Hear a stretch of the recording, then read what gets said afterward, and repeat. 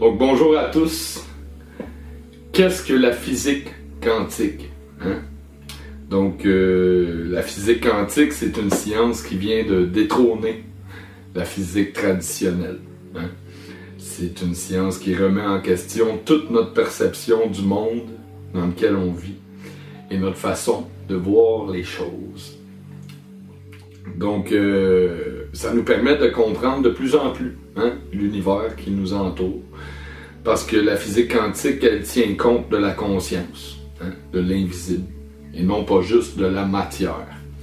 Parce que jusqu'à récemment, la science n'étudiait que ce qui était observable.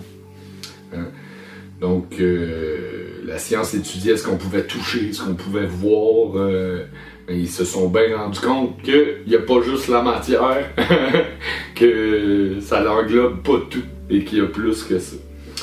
Donc ce sont des forces invisibles qui régissent le monde dans lequel on vit, tel le magnétisme, la gravité et les fréquences. Donc c'est une science qui englobe le monde des possibles, toutes les probabilités. Donc rien n'est le fruit du hasard. C'est comme lorsqu'on joue au dé. Donc la physique quantique, c'est ce qui décrit l'interprétation de la matière par nos 5 sens. Donc en fait, ça résume que tout l'univers dans lequel on vit est en fait que du traitement d'informations. C'est votre nerf optique, vos terminaisons nerveuses, votre ouïe, vos 5 sens qui interprètent la matière qui vous entoure.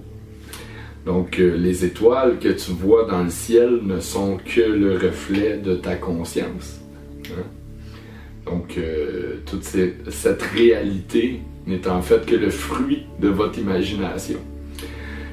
C'est un peu comme si on disait que tout l'univers dans lequel on vit est enregistré dans une petite carte mémoire qui se loge à l'arrière de votre cerveau, qui ne fait que quelques centimètres. Donc tout l'univers au complet peut se contenir dans un seul petit centimètre de votre cerveau. Donc c'est assez surprenant, c'est assez avant-gardiste comme façon de penser. Donc c'est comme si, là, vous êtes dans une pièce, mais dans le fond, vous n'êtes pas dans une pièce. C'est la pièce qui est à l'intérieur de votre cerveau. C'est la pièce qui est en vous, dans ce petit centimètre cube de puce informatique, de carte mémoire. Donc tout l'univers peut se trouver dans 1 centimètre. J'en parle aussi dans Cosmos 101, dans ma capsule sur les mondes parallèles, et si la vie était un jeu vidéo, que je vous mettrai en description aussi les liens. Donc c'est assez... ça bouleverse la perception de l'univers qui nous entoure. Aujourd'hui, on arrive à comprendre la physique quantique grâce aux puces informatiques, aux ordinateurs qui écrivent, qui gravent de l'information sur des disques durs. Donc la physique quantique fait partie des ordinateurs, c'est démontrable, c'est prouvable. Donc tout l'univers qui vous entoure est en fait une conception qui se trouve dans un petit centimètre cube de votre cerveau. Et puis, vous avez le pouvoir de la changer. Cette perception-là de l'univers. Donc, vous avez le pouvoir d'influer la matière, puis on va en parler un peu plus loin. Il y a un peu de physique quantique dans toutes mes capsules, parce que j'étudie les ondes et les fréquences. Et ça relève de ça. Donc, qu'est-ce qu'un objet quantique? Qu'est-ce qu'un objet quantique? C'est un corps et les ondes qu'il dégage. Tu vois, il vient de faire un flip, il vient de faire une onde. Donc un objet quantique, c'est un corps qui vibre, tout simplement. Comme vos atomes, comme vos cellules. Donc chaque mot que je prononce a un effet sur le corps physique qui est l'objet. Et cet objet émet une vibration, des ondes. Donc il y a des ondes qui l'entourent. Donc ça c'est un corps quantique, c'est un objet quantique. C'est les vagues qu'il y a autour de l'atome, hein? Ces vibrations. Donc lorsque vous stockez de l'information sur une clé USB, vous créez un effet tunnel, hein? Donc à l'échelle nanométrique de vos atomes pour écrire un fichier. C'est comme la mécanique quantique fait partie des ordinateurs actuels et de l'électronique moderne. Hein? Mon but aujourd'hui n'est pas essayer de vous convaincre, mais plutôt de vous faire comprendre cette science-là. Donc, je trouvais que l'image des atomes qui vibrent, toutes les vidéos qui sont sur la physique quantique, dans le fond, ils vont vous montrer des images nanométriques de des atomes qui vibrent. Puis je trouvais que c'était dur à visualiser pour certaines personnes. Donc, dans cette capsule, j'ai remplacé vos atomes par un coureur. Ça va être plus simple comme ça à visualiser et à expliquer. Donc, visualisez ce coureur comme si c'était un de vos atomes qui court. Comme si toutes vos cellules couraient. Hein? Ils se promènent, ils vibrent.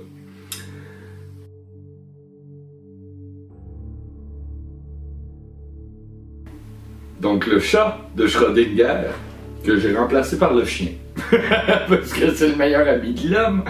Donc ça va être le chien de Marc-Alain.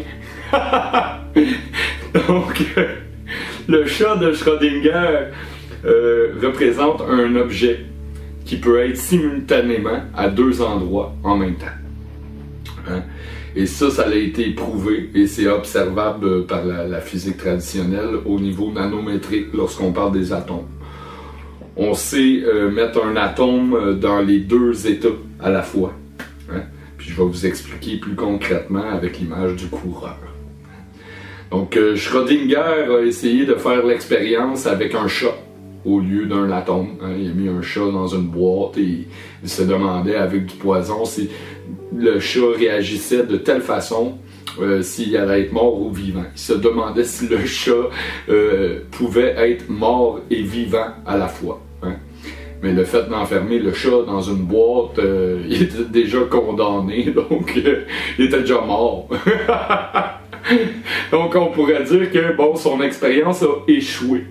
Mais c'est tout de même l'expression qu'on donne en tant que terme à ce phénomène d'être à deux endroits à la fois. Donc c'est le chat de Schrödinger qu'on appelle. Donc même si son expérience n'a pas fonctionné, on appelle tout de même ce phénomène le chat de Schrödinger. L'expérience a été faite par plusieurs scientifiques avec des atomes. Puis, comme je vous disais, je trouve ça dur à visualiser. Donc, je vais remplacer l'atome par un coureur. Ou une coureuse.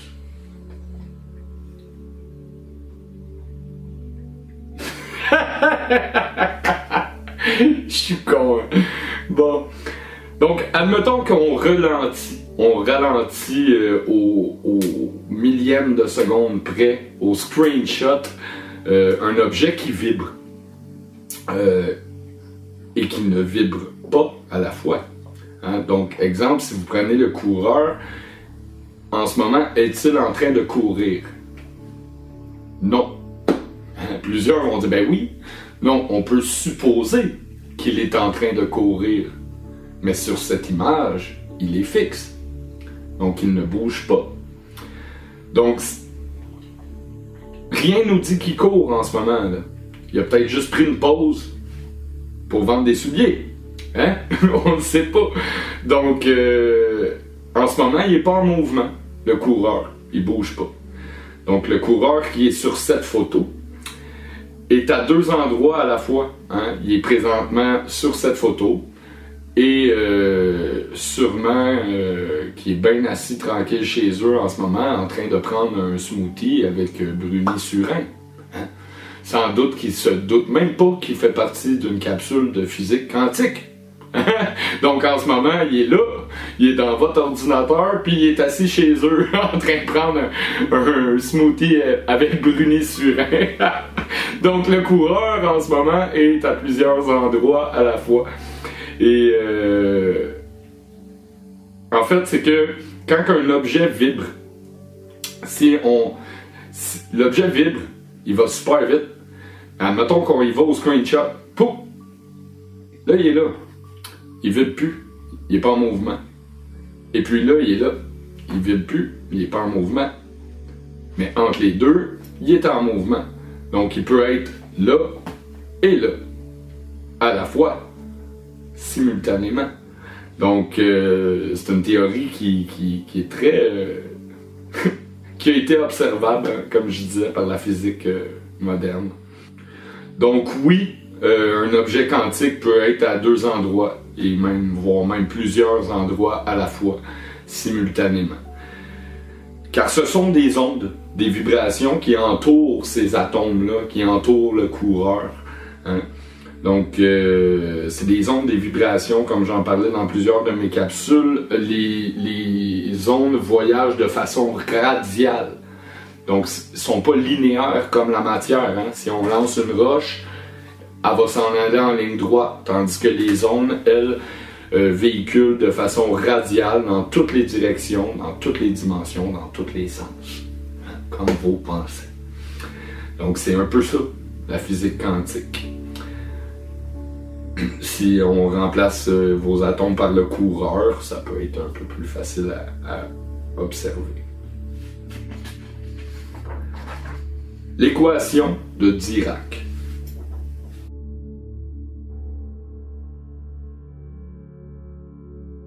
Donc, l'équation de Dirac, c'est une... Récemment, il y a quelqu'un qui m'a envoyé cette équation-là que j'ai trouvé très intéressante, qui disait que c'était la plus belle équation de la physique quantique. Jusqu'à ce que j'arrive avec mon 432 Hz à 72 BPM. Donc Paul Dirac avait une belle équation qui traite de l'impulsion et de la masse. Donc je m'excuse. Hey, tu vas étudier ça, Paul Dirac. Je m'excuse. Bon, moi je trouve ça drôle, ça. En tout cas, je me comprends. Donc, l'équation de Dirac, c'est une équation qui est formulée par Paul Dirac en 1928 dans le cadre de sa mécanique quantique relativiste de l'électron. Donc, il s'agit au départ d'une tentative pour incorporer la relativité restreinte à des modèles quantiques avec une écriture linéaire entre la masse et l'impulsion. OK? Ce que ça veut dire, en langage populaire, donc, c'est que cette équation décrit le comportement des particules élémentaires, des spins. Cette équation-là, elle décrit le comportement. Hein? Puis celle-là, elle gère le comportement. Donc, cette équation décrit... en fait, l'entrelacement quantique qui affirme que si deux systèmes, si deux électrons interagissent entre elles, ils vont toujours être liés d'une certaine façon. Même s'ils sont à deux points opposés de l'univers, vu qu'ils ont déjà interagi entre elles, ces électrons-là, ben, ils vont toujours avoir un effet sur l'autre. Hein?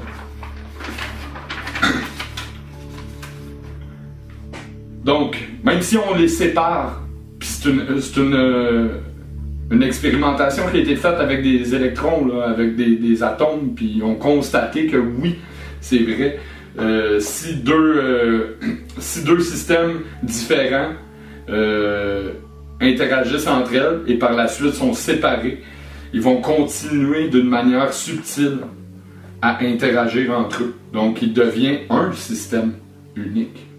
Hein? Et puis, c'est l'entrelacement quantique ou la connexion quantique qu'on appelle. C'est deux particules qui, à un moment ou à un autre, ont été unies et qui seront toujours liées l'une à l'autre. Peu importe la distance qui les sépare, même s'ils se trouvent à deux extrêmes opposés de l'univers, la connexion entre elles est instantanée. Pouf! Donc, ils ont fait le test avec des atomes, des électrons, puis ils continuent d'agir entre elles, même s'ils sont séparés. Donc, c'est la même chose qui se passe entre deux êtres qui partagent l'amour, un moment. Hein? Deux personnes qui s'unissent. C'est la façon dont fonctionnent les relations humaines qu'on appelle l'amour. Hein? Donc, à partir du moment que tu vas avoir vécu quelque chose ou partagé quelque chose d'intime, de grand, une complicité, par exemple, avec quelqu'un, ben, vous serez toujours unis dans l'invisible. Donc, vous allez toujours être interconnectés, même si un ou l'autre se trouve à l'autre bout du monde. Et c'est une équation que j'aime bien traduire par un triangle blanc et un triangle noir qui égale pi. Pour moi, ça veut dire la même chose. On pourrait dire positif, négatif, égale l'éternité. C'est simple de même. Là, t'sais. Dans ma tête, à moi, c'est la même chose. Ça veut dire la même affaire. Donc, à partir du moment qu'on partage quelque chose avec un autre électron, on va toujours être unis. Hein? Des fois, tu vas avoir une pensée pour cette personne-là ou quelque chose, puis elle va dire ah, j'ai rêvé à toi hier, hey, j'ai pensé à toi hier, puis tu dis c'est drôle, moi aussi je pensais à toi. Donc c'est l'équation de Dirac qui était la plus belle équation de la physique quantique jusqu'à ce que j'arrive. Je m'excuse, j'ai trop de fun. Fait que 432 Hz à 72 BPM, c'est les fréquences et le rythme qui gère l'organisation de la matière. Rock and roll!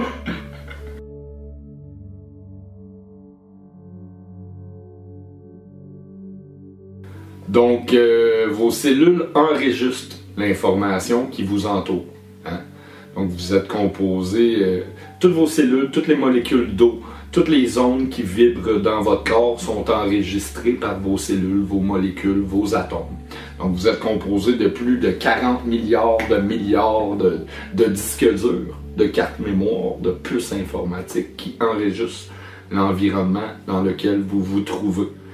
Donc, si l'environnement dans lequel vous êtes n'est pas sain, que vous êtes entouré de gens négatifs, que le climat ou l'atmosphère à votre travail est désagréable, vous allez forcément tomber malade. Hein? Vos cellules enregistrent tout ça. Si vous êtes bien entouré de bonnes personnes ou de bonnes vibrations, vous allez être en santé. C'est aussi simple que ça. Donc, tel un CD-ROM ou un DVD. Sur un DVD ou un CD-ROM, on peut enregistrer de l'information. En fait, c'est un bout de plastique avec un miroir en dessous. Hein? Attends. Donc, sur un CD ou un CD-ROM, on peut enregistrer de l'information sur un DVD. Donc, en fait, c'est juste un bout de plastique avec un miroir sur lequel on grave de l'information. Vos cellules, les molécules d'eau qu'il y a dans votre corps, est faite de la même façon. Ils enregistrent, ils gravent dans vos cellules, dans votre ADN, de l'information. Et non seulement elles peuvent contenir de l'information, mais si je mets ce CD-là, ce DVD dans un lecteur, il peut émettre un signal, tout comme vos cellules. Donc vous êtes émetteur et récepteur d'ondes. Vous pouvez enregistrer de l'information et émettre un signal, comme un DVD. Chacune de vos cellules est faite de la même façon que ce CD-ROM. C'est aussi simple que ça. Donc on peut reprogrammer notre ADN, le corps dans son intégralité prend 6 secondes à réagir aux images que je te bombarde aux images qu'il reçoit, qu'il perçoit. Donc, on réagit tout le temps que ça circule dans tout notre système nerveux, ça prend 6 secondes. Et puis, on parle de réaction cognitive. Donc, le cœur réagit avant le cerveau. Ton cerveau va analyser, il va interpréter l'information, mais ton cœur va réagir avant, parce que c'est lui qui crée l'émotion du moment. Donc, le cœur émet aussi un signal beaucoup plus puissant que le cerveau. C'est votre lumière intérieure. On va parler de lumière aussi après. Donc, si on utilise un quartz, un pendentif, on peut amplifier les ondes qu'on émet. Un être humain moyen va émettre en moyenne entre 30 et 100 millivolts. Un énergiseur ou un magnétiseur, un guérisseur peut atteindre de 25 à 250 volts. Donc, il y a du monde qui sont plus allumés que d'autres. C'est un peu ça. C'est la force de l'intention. Donc, lorsque vous mesurez ou que vous observez une cellule, un atome, une molécule, vous la transformez. Donc, le fait de photographier un coureur, vous venez de changer la trajectoire de sa vie. Le fait de l'observer, de le mesurer. Donc, il enregistre tout ça.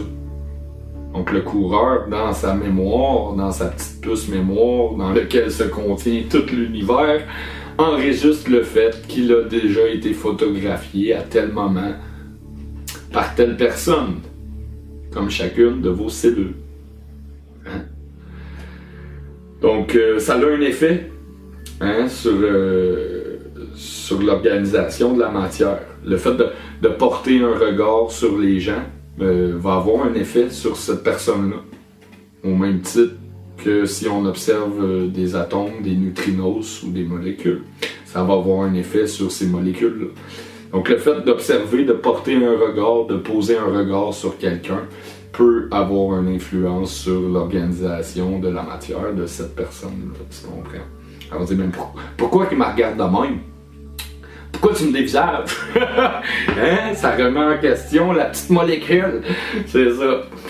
Donc, ça a un effet sur la nature de cette personne, sur ses vibrations, sur ses ondes, sur leur champ vibratoire. Ces ondes sont causées par l'oscillation des éléments de vos atomes, tout comme l'axe d'oscillation de la Terre, à plus grande échelle. C'est pareil pour vos cellules, c'est pareil sur un individu, sur un être humain, et ça a un impact aussi sur l'oscillation de l'axe terrestre. Tu comprends? C'est ça. Donc l'axe terrestre oscille d'une certaine façon, qui crée un champ vibratoire, qui crée un objet quantique, qui sont des vibrations, les ondes qui l'entourent.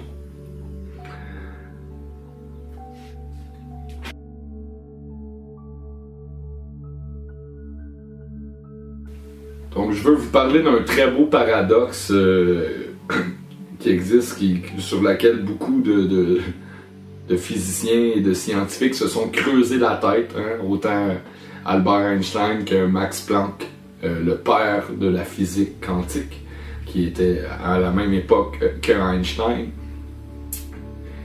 Donc, il y avait des débats, ça l'a remis en question au complet la relativité d'Einstein. Même Einstein a fini par admettre que la physique quantique venait de renverser toutes les idéologies que l'on avait au niveau de la physique traditionnelle. Donc, le beau paradoxe dont je veux vous parler, c'est si j'envoie un signal dans le vide, dans l'espace, mais qu'il n'y a personne pour recevoir ou comprendre ce signal. Est-ce que le signal existe? Hein, Jack? Existe-tu le signal? Si je l'envoie, mais tu ne comprends pas. Oh, mais là, on a un récepteur. Lui, il a compris le signal. Donc, le signal existe. Mais si j'envoie un signal et qu'il n'y a aucune personne, aucun récepteur à l'autre bout, est-ce que ce signal existe? Non, parce qu'il n'y a personne pour le comprendre. Il n'y a personne pour l'entendre. Donc, la matière n'existe pas sans l'observateur, sans votre conscience. Donc, si une conscience est éteinte, est-ce qu'elle peut voir le monde qui l'entoure? Non, parce que sa conscience est éteinte. Donc, il faut qu'il y ait un signal. Donc, la matière n'existe pas sans l'observateur. C'est un très beau paradoxe. Donc, si j'existe, j'existe parce que vous existez. Parce que si vous ne seriez pas là pour entendre, écouter ou comprendre ce que je suis en train de vous dire, j'existerais pas. Donc, votre cerveau est une matrice, mon cerveau est une matrice qui fait partie d'une plus grande matrice, qui elle-même pourrait faire partie d'une autre matrice qui serait supérieure à elle, et ainsi de suite, comme des poupées russes. Hein? Donc, c'est un très beau paradoxe. La réalité, la matière n'existe pas sans un observateur. Donc, au niveau cosmique, c'est comme si toute la matière, toutes les étoiles, tous les systèmes solaires existent parce qu'il y a eu un signal qui a été émis. Ou parce qu'il y a un observateur. Donc, la matière, tout le cosmos, les étoiles existent parce que nous pouvons les observer. Et le signal qui aurait pu créer toute cette matière-là serait en fait une onde, une vibration. Ça serait le Om, le premier son de l'univers, hein, qui aurait fait vibrer une masse très dense, un peu comme un trou noir. Donc, tout cet univers-là qui nous entoure existe parce qu'il y a un signal continu qui la maintient en place, qui est une vibration. Donc, c'est la toile. L'espace n'est pas vide. Le vide n'existe pas. Le néant non plus. Le silence est plein de vie. Hein? J'en parle sur ma capsule sur le silence. Donc, cette toile-là qui maintient toutes les galaxies, la Voie lactée, Andromède, toutes les étoiles, tout le cosmos, la matière qui nous entoure, du système solaire jusqu'à la circulation de vos atomes, sont en fait une vibration qui serait à 72 ppm sur une mesure de temps que je vais vous parler plus tard. Mais, en fait, c'est ça. Hein, tu vois. Fait que, toute cette toile invisible qui maintient l'univers qui nous entoure est en fait constituée de vide, de silence et de vibration. C'est la toile, c'est le web.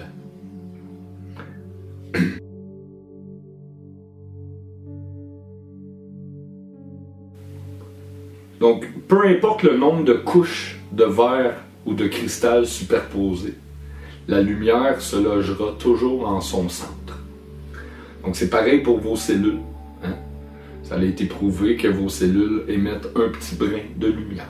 Hein? Pareil pour les molécules d'eau qu'il y a dans votre corps. Pareil pour votre corps à grande échelle, la lumière se logera toujours en son centre. Et la lumière pénètre tout, même le solide, jusqu'aux particules des atomes. Donc selon Tesla, la pensée voyage 27 fois plus vite que la vitesse de la lumière, voire même la vitesse de la lumière au carré, ou la vitesse de la lumière cube. Donc c'est instantané. La pensée voyage dans l'espace instantané. Ils ont fait des tests lorsqu'ils ont envoyé Neil Armstrong, des astronautes dans l'espace. Les astronomes émettaient des pensées, des cartographies, des symboles géométriques, et les gens ici sur Terre étaient capables de dessiner avec leur supraconscience exactement les images auxquelles lui il pensait à ce moment-là.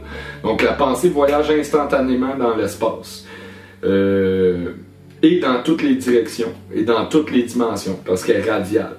Donc elle se rend de la Terre au Soleil en 1/373e de seconde. Pouf, ma pensée est rendue sur le Soleil. Elle agit sur le pH et la structure de l'eau, hein, l'organisation de la matière. Donc il y a même une espèce de petite théorie que j'aime bien qui dit que bon, les feux de Lego auraient un impact sur l'activité solaire. Donc plus que le monde il pète la broue et nourrisse les feux de Lego au lieu de les feux de l'amour, hein, ben plus que l'activité solaire est en éruption, plus que ça a un impact sur le soleil. Donc soignez vos pensées, essayez de nourrir votre cœur, hein, et non pas votre ego.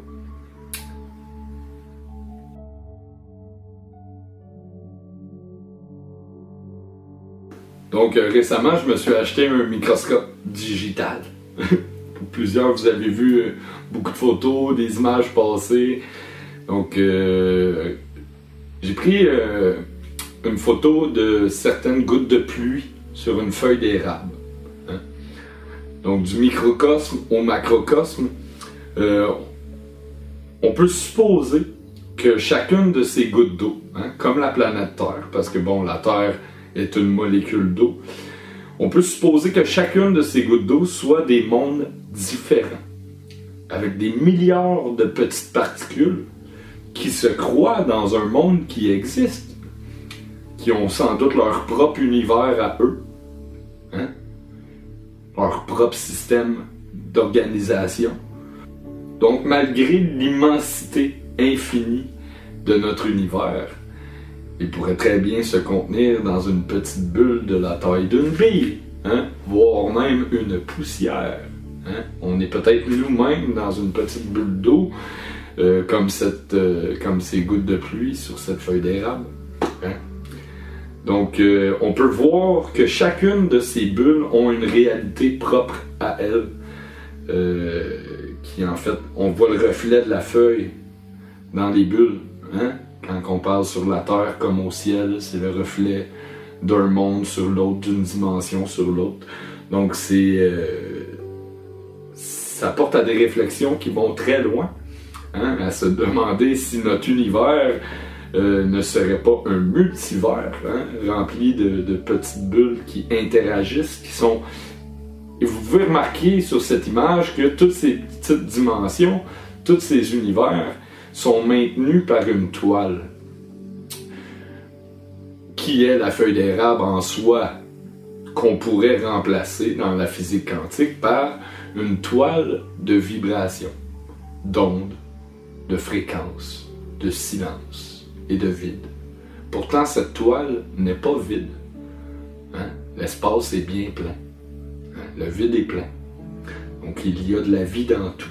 Donc, ce qui pourrait unir toutes ces dimensions, les unes entre elles, toutes ces bulles, tous ces mondes, tous ces univers remplis de milliards de particules, serait en fait géré par les fréquences, les ondes, les vibrations, le rythme. Hein? Donc, c'est pour ça que j'en viens à la conclusion du 432 Hz à 72 BPM. Hein? Donc, cette équation tient la route. Elle fait du sens. Dans toutes les dimensions, dans tous les univers. C'est les sons de l'univers. Donc, c'est la toile qui maintient l'organisation de la matière. Vous comprenez? Donc, cette toile fait d'ondes et de vibrations, circule et organise la matière selon certaines fréquences et selon un rythme, qui sont en fait le dénominateur commun de tous les êtres vivants et de la matière qui nous entoure, telle la formation des coquillages, des fleurs, des roches, des minéraux et de vos cellules.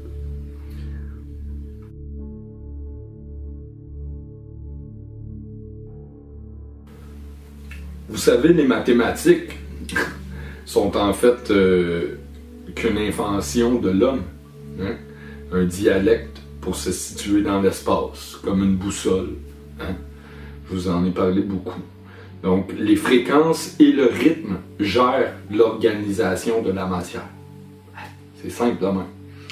Puis on m'a posé une excellente question par rapport au nombre d'or, puis pourquoi que j'avais mis pourquoi j'y avais ajouté le facteur rythme sur une base de temps. Si on ne tient pas compte du temps et que le temps n'existe pas car c'est une invention de l'homme. Ben, j'ai adoré y répondre. Hein? Puis dans cette équation-là, je trace un lien avec le rythme et non pas le temps.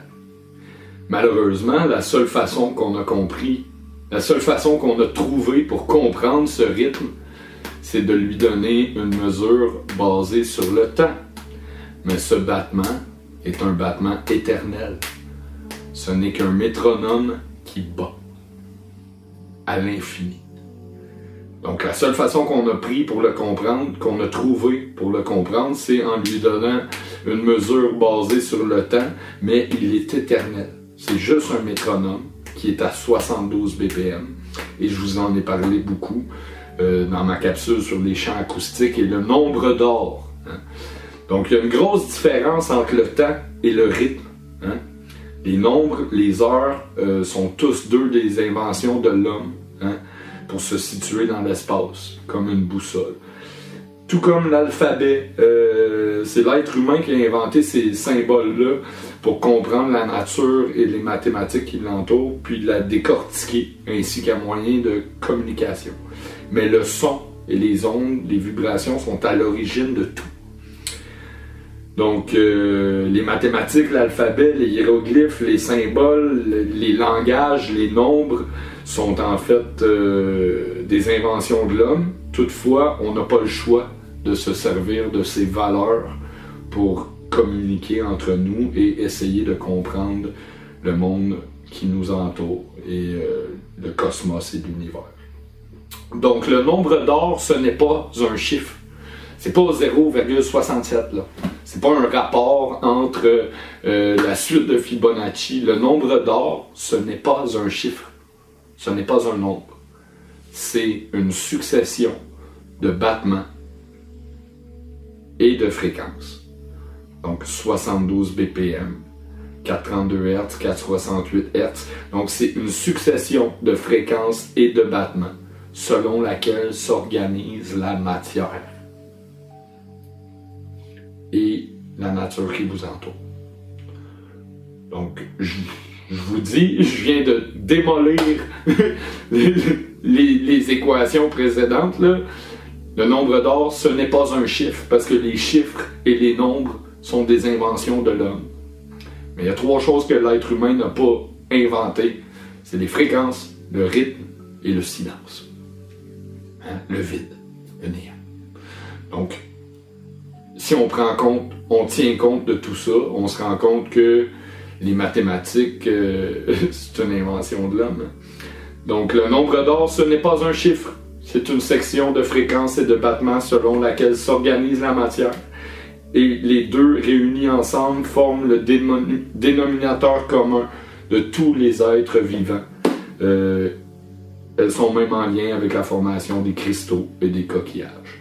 Donc fréquence plus rythme égale le nombre d'or, le nombre phi. Donc 432 Hz à 72 BPM égale phi. Donc tout est vibration, hein?